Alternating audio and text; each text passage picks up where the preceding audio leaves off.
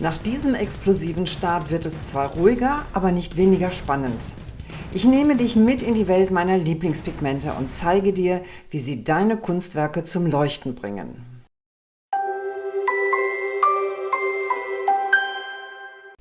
Und es geht gleich los mit dem Pigment, was bei mir im Atelier überhaupt nicht fehlen darf. Das ist Indigo. Indigo ist ein ganz tiefes Blau, was fantastisch die Strukturen zum Vorschein bringt. Und an dem Indigo seht ihr jetzt auch hier einmal, wie ich aus diesem Pigment jetzt eine Acrylfarbe mache. Also jedes Pigment muss eine zusätzliche Komponente bekommen, einen Binder, der eben aus dem Pigment eine Farbe macht. Hier habe ich jetzt einfach erstmal etwas Wasser zum Pigment hinzugegeben, um das ein bisschen anzuteigen, dass es also nicht das trockene Pulver ist. Und jetzt kommt die Acrylkomponente dazu, die also aus dem Pigment eine Acrylfarbe macht. Es gibt verschiedene Binder. Ein klassischer Binder wäre zum Beispiel Öl, aber wir kommen auch noch zu anderen Bindern in diesem Video. Alle Links zu den Materialien und auch zu den Videos, die zu diesen Bildern führen, also wie zum Beispiel das Bild, was hier jetzt auf dem Tisch liegt, das verlinke ich euch in dem kostenlosen Begleitheft. In diesem Bild gebe ich zum Beispiel das Indigo über alle Bereiche und dadurch wächst das Bild sehr harmonisch zu einem Werk zusammen. Und in diesem Werk kommen die Strukturen erst durch das Dunkelblau richtig zur Geltung.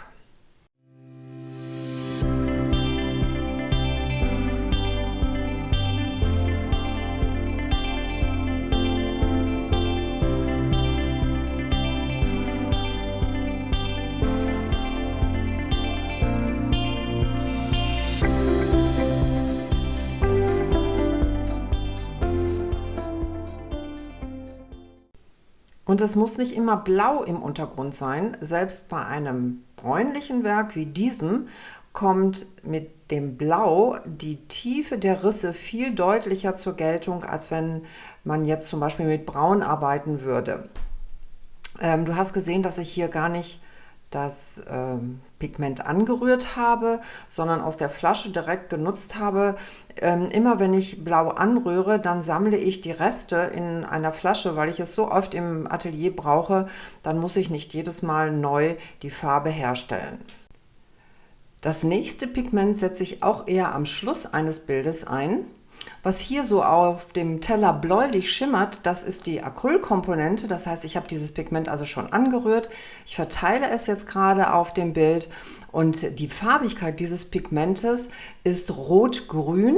Es schimmert aber metallisch. Das heißt, je nachdem, wie der Blickwinkel auf das Bild fällt, ist es mal eher grünlich, mal rötlich.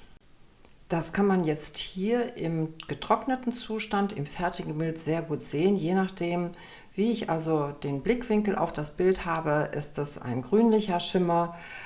Betont natürlich super toll die entsprechenden Strukturen und es macht gerade für Rot, weil Rot finde ich als Farbe für ein Bild immer ein bisschen komplex und kompliziert.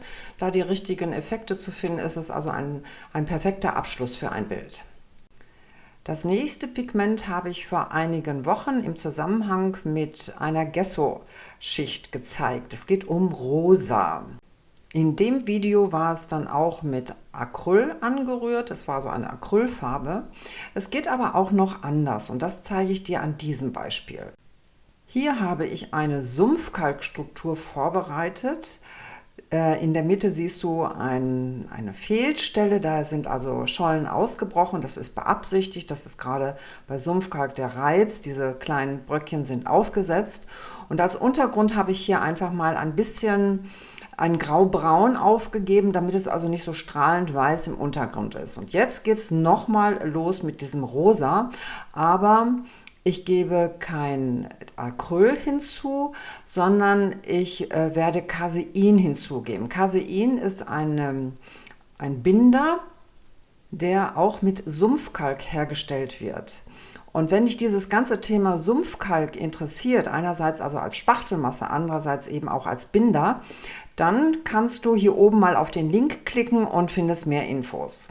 Ich habe hier das Casein fertig gemixt vorab und nehme es jetzt mit einer Pipette und verreibe es also mit dem Pigment, sodass auch da ähnlich wie bei dem Acryl eine Farbe entsteht, die ich jetzt auftragen kann.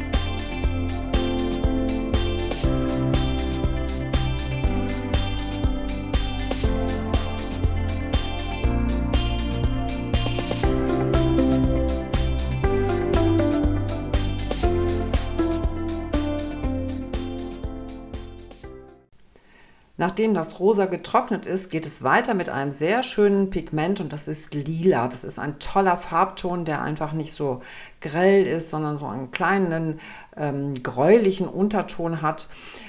Auch der wird wieder mit Casein angerührt, aber zuerst immer etwas Wasser, um zu schauen, ob dieses Pigment sich gut löst, weil sich das dann einfach besser mit dem Binder, sei es Acryl oder eben Casein in diesem Falle, vermischt.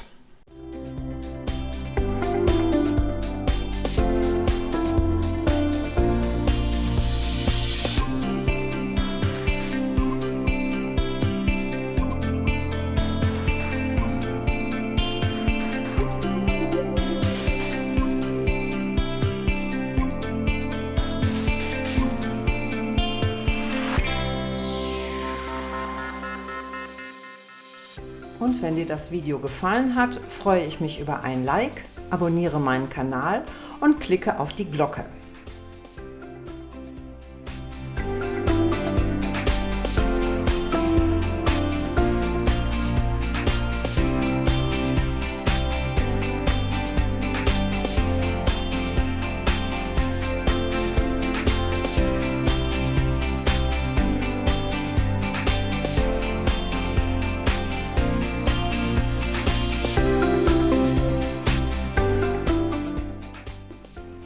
Wie es mit diesem Bild weitergeht, kannst du im Video noch sehen.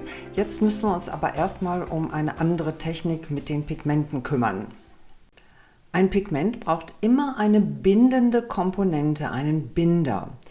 Das kann unter Umständen dann aber auch der klebende Teil einer Spachtelmasse sein. Und hier habe ich Gesso aufgetragen. Das ist noch feucht und darauf puste ich jetzt ein graues Pigment. Das kann man nicht mit jedem Pigment machen. Du brauchst außer ein sehr leichtes, sehr feines Pigment. Manche Pigmente werden so ein bisschen klumpig oder manche Pigmente sind auch im eigentlichen Korn sehr stark. Die eignen sich dann nicht, aber hier mit diesem feinen grauen Pigment geht das ganz hervorragend. Und wichtig dabei ist, dass die Strukturen schön rauskommen, dass du versuchst sozusagen von der Seite das Pigment einzupusten. Es geht aber auch auf getrockneter Spachtelmasse. Hier habe ich Beispiele aus meinem Sumpfkalkkurs. Da haben wir den Sumpfkalk auf einer Malerpappe aufgetragen. Das ist getrocknet, das ist soweit fest. Aber damit jetzt das Pigment auch hält, wird das Ganze mit Binder eingestrichen. Ich habe hier ein Gemisch aus Acryldispersion und Wasser. Das habe ich mir schon in diesem kleinen Fläschchen gemischt abgefüllt, aufgetragen. Das wird jetzt mit dem Pinsel verteilt. Und dann kann ich in diesen Binder hinein wieder das Pigment einpusten.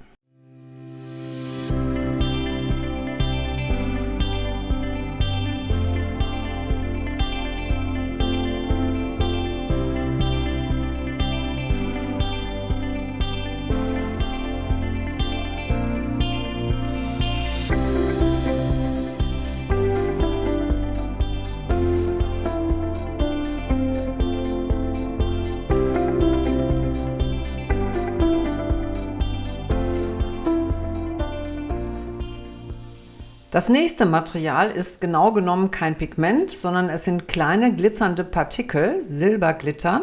Es passt aber wunderbar zu den bisherigen Themen, weil dieser Silberglitter, den ich jetzt hier gerade auf eine trockene Leinwand streue, natürlich auch in irgendeiner Form fixiert werden muss, weil er sonst runterfallen würde. Da du aber hier auf einer trockenen Leinwand arbeitest, kannst du diesen Silberglitter noch bewegen. Du kannst ihn zum Beispiel mit dem Pinsel verteilen, wenn es nicht passt, wie du ihn gestreut hast. Und ganz spannend wird es dann auch, wenn du noch die Leinwand ein bisschen schüttelst, dann rüttelt das sich nämlich sehr gut auf die vorhandenen Strukturen zurecht. Wenn dann irgendwann das Endbild erreicht ist, dann kannst du mit einer Mischung aus Acryldispersion und Wasser das ganze Bild einsprühen.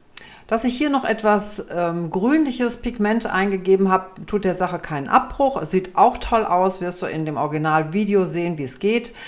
Diese Sprühfixierung darf dann einfach liegen bleiben und wenn die trocken ist, ist auch dein Pigment dauerhaft eingebunden. Jetzt geht es aber mit der Sumpfkalkarbeit in rosa und lila weiter. So sieht das Ganze jetzt getrocknet aus. Und jetzt gilt es, die hervorstehenden Parts, die kleinen, schönen Hingucker herauszuarbeiten. Und das mache ich mit weißem Pigment und Wachs. Wachs ist tatsächlich auch ein Binder, natürlich nicht in flüssiger Form, den du mit dem Pinsel dann auftragen kannst.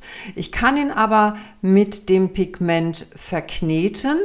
Am Ende hat es dann so eine Konsistenz wie Schuhcreme, also wie eine weiße Schuhcreme. Und mit dieser weißen Creme kann ich dann die entsprechenden Stellen sehr, sehr gut herausarbeiten. Und wie gut diese Wachspaste deckt, siehst du hier an diesem blauen Papier. Das Auftragen dieser Wachspaste kann entweder mit einem Baumwollläppchen passieren oder auch direkt mit dem Finger.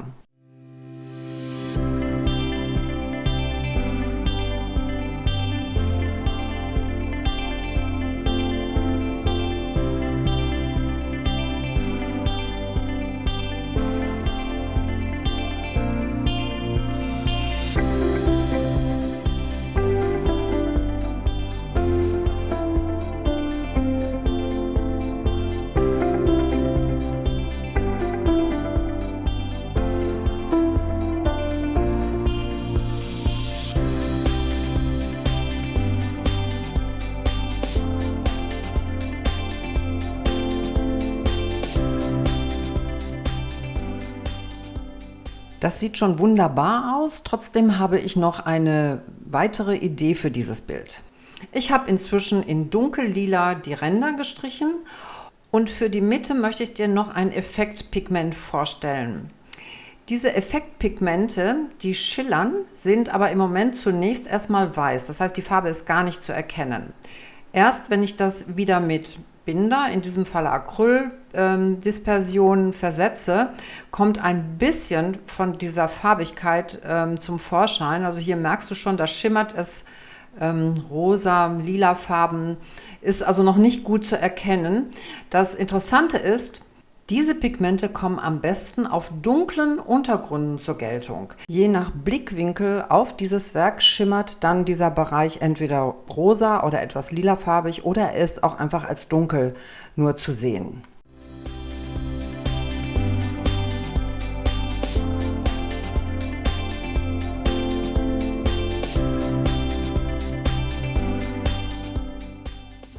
Und damit ist der Ausflug in mein Atelier zu meinen Lieblingspigmenten beendet. Vergiss nicht, dir das kostenlose Begleitheft herunterzuladen und ich freue mich, wenn du auch bei den nächsten Videos wieder dabei bist.